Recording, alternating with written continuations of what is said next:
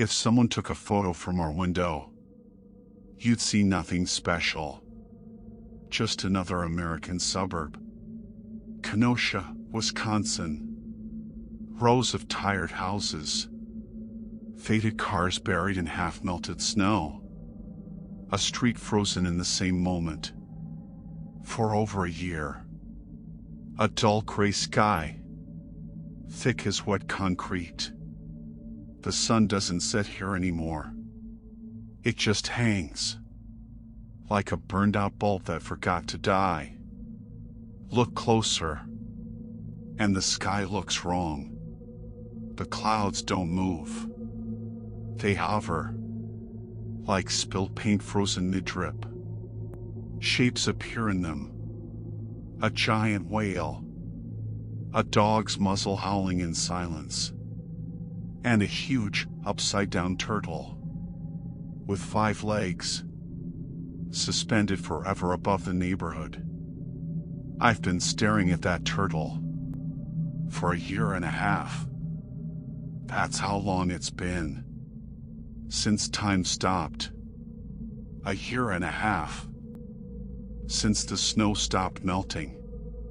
Since the wind forgot how to blow. Since evening stopped becoming night. Everything just froze. And no one remembers how it started. Some say it was war. Others that they came from the sky. But we all know it's nonsense. Our memories, they're patchy. Like a half-erased VHS tape. With moments that skip and flicker. I remember driving our dog, Bella, to the vet. I remember planning to propose to Jess. Then nothing. Just this house. And all these people. I somehow already knew. Their faces, their habits. Their voices familiar.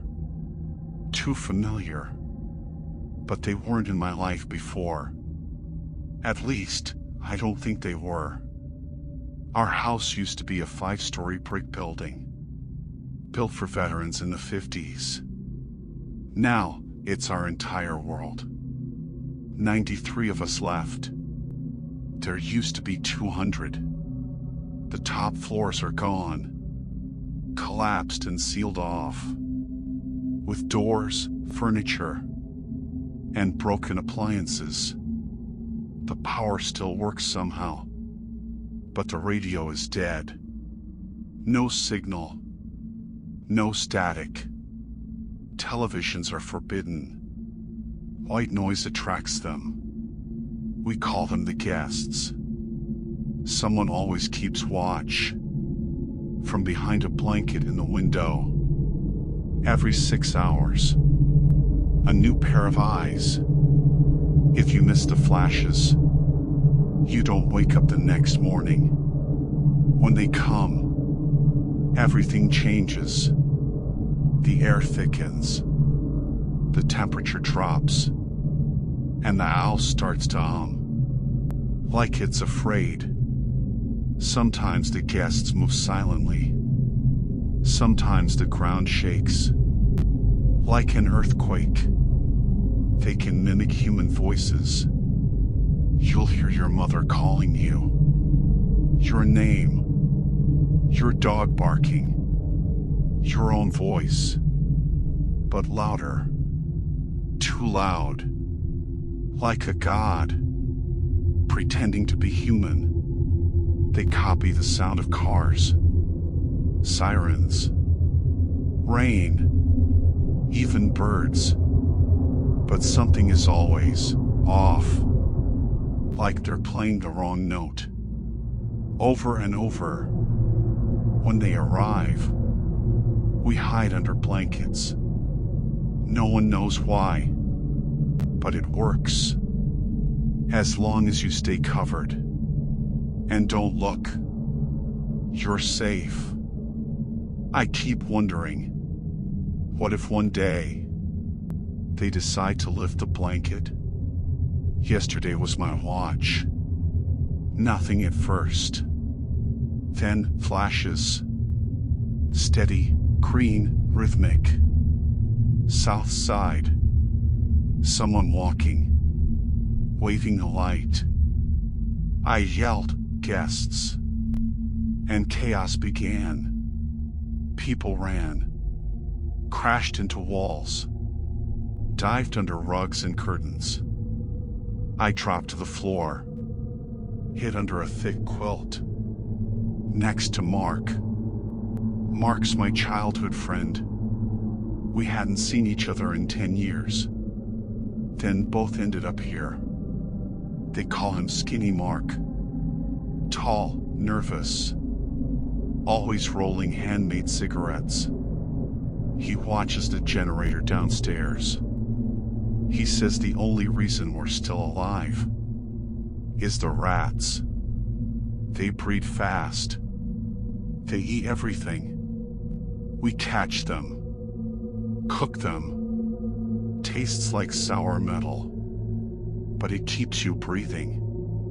When the guests come, silence becomes a living thing.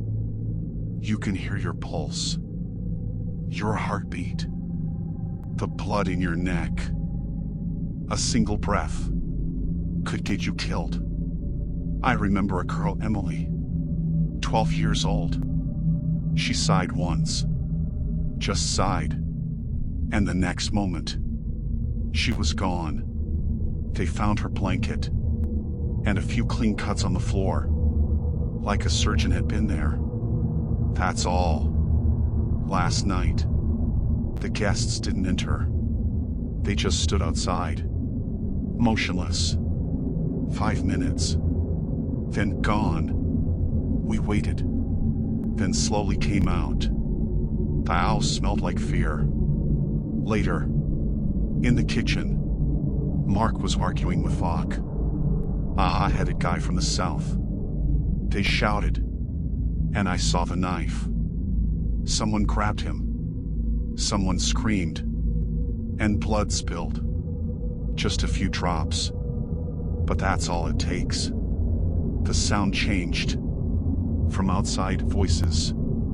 Too loud. Too cheerful. Like laughter. Echoing through a broken speaker. They were coming. We hid. I threw the blanket over my head. And listened. Steps. Slow.